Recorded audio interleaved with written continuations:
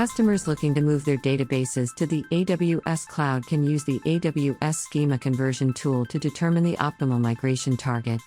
The new project wizard in AWS SCT connects to your database and estimates the migration complexity for all supported target destinations. Next, AWS SCT produces a summary aggregated assessment report for the migration of your database to different target destinations. You can use this report to compare possible target destinations and choose the optimal migration path. In this video, we show you how to use the new project wizard in AWS SCT for a Source SQL Server database schema. First, we start AWS SCT and choose the new project wizard. Next, we enter the project name and the location of your project file. Now, we choose the type of migration source, the database engine, and the migration strategy. To compare the assessment reports for different migration destinations, we choose the combined report option. Next, we provide connection information for the source database.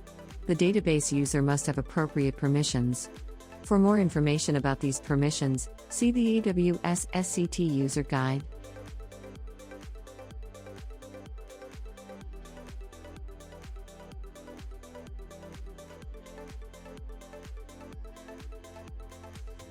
Now, we choose a database schema to assess. We select the checkbox for the schema name. And then, we choose the schema. AWS SCT highlights the schema name in blue and turns on the Next button. To assess several database schemas, select the checkboxes for all schemas. And choose the parent node. Otherwise, AWS SCT will assess only one schema. We proceed with one database schema.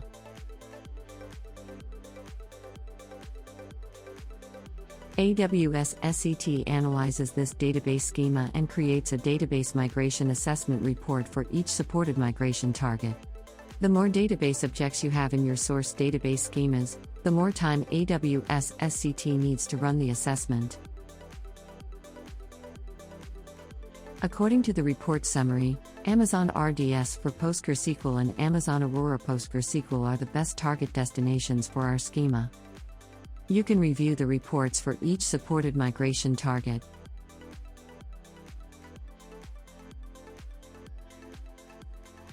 Also, you can save a local copy of the reports for further analysis.